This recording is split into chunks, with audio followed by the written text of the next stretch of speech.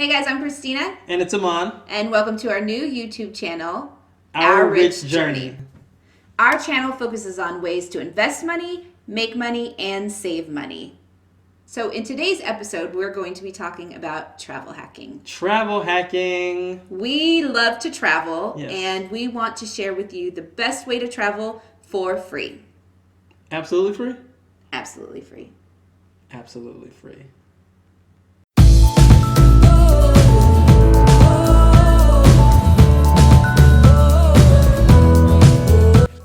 So Christina, let's talk about travel. Yes, we love to travel. Oh, do we travel? We spend a lot of time traveling, and we just recently, 2 years ago, found out about travel hacking. But before we found out about travel hacking, we spent a lot of money traveling.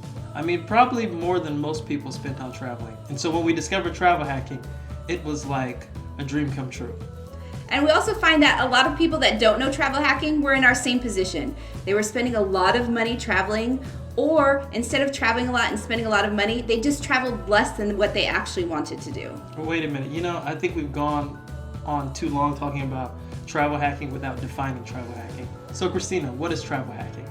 So travel hacking is using credit cards to amass enough award points and travel points to travel anywhere in the world. The most common thing that people think of when they think of travel hacking is that it's going to ruin your credit. Yeah, I think most people, when they think about credit cards in general, they think about how people abuse them, how they get into a lot of credit card debt. And we've always been told, don't amass a lot of credit card debt. Credit cards are scary. They're things we want to stay away from. But what we're going to try to show you today is how you can use credit cards to your advantage if you use them wisely. So the most common question I get is, will travel hacking destroy my credit? Will signing up for multiple cards and receiving the bonuses do something evil to me? Okay, so the short answer is no. It's not actually going to ruin your credit if done correctly. We are speaking from experience. In the past 12 months, we've taken out 9 credit cards. And our credit scores are, you want to say it? Same time. Okay, 3, 2, 1, 805. 820. You have an 820 credit score? You know that. Oh my gosh. She's kicking my butt. Yeah.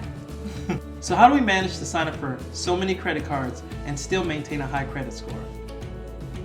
So when you sign up for a credit card, your credit score typically takes a ding of about 5 points. So 5 points is all relative. For someone like me who has a score of 820, if I lose 5 points and go down to 815, it's okay because I'll rebound after the 3 months. But if you have a lower score and you lose 5 points, it may have a bigger impact. So if you're just starting off with travel hacking, the best idea is to start off slowly. Start off with 1 credit card until you reach the bonus points that you're trying to achieve.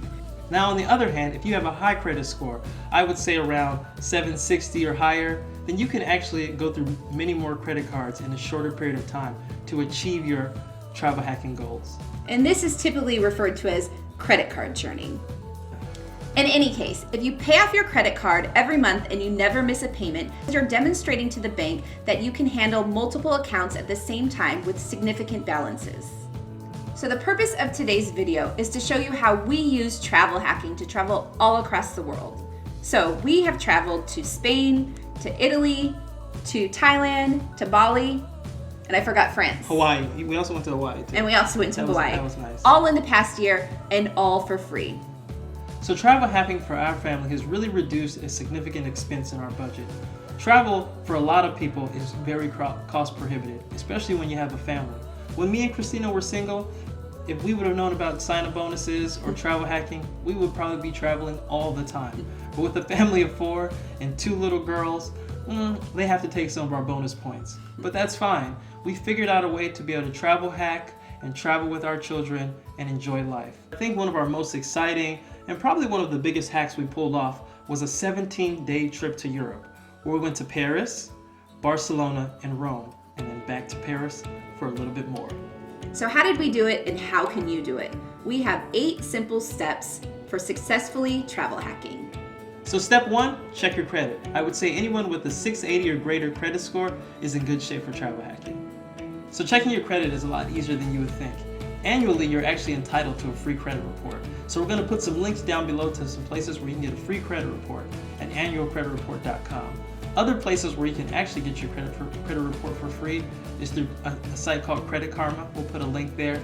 And in fact, if you have a credit card, your credit cards will also give you what your score is, and some will even give you the full report.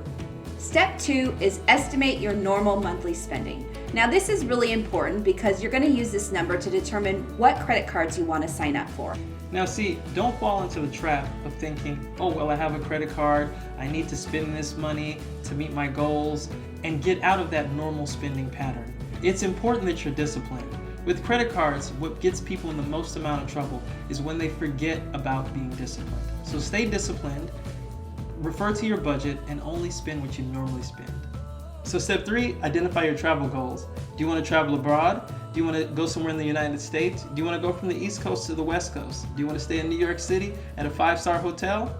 Step 4. Once you've identified your travel goals, then you want to find out the quickest way to achieve them. In doing so, you want to think about whether you need to amass frequent flyer miles, cashback bonuses, or hotel points. So everyone has different needs in determining how they want to reach their goals.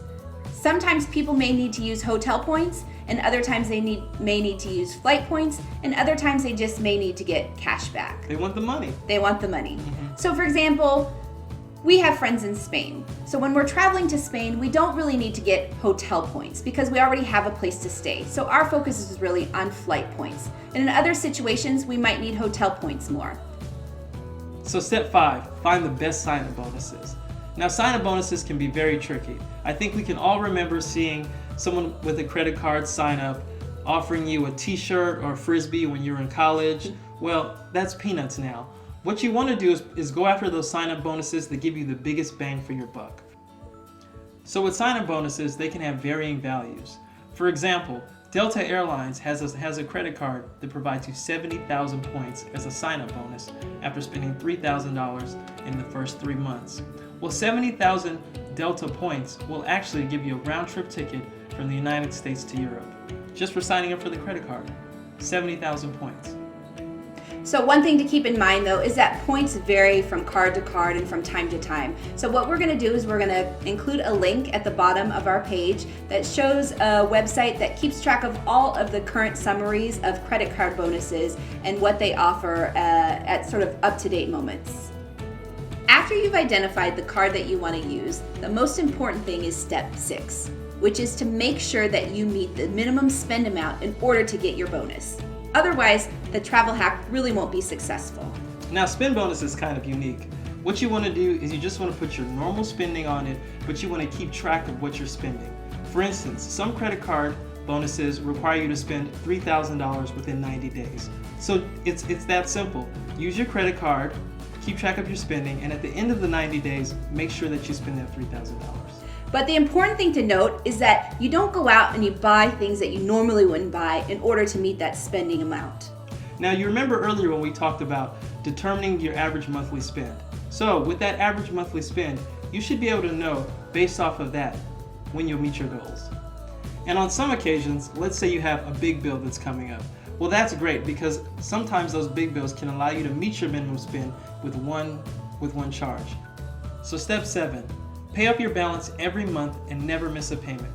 I can't stress this enough because credit card hacking doesn't work if you end up missing a payment and paying a penalty, or if you have to pay interest on the credit card every month.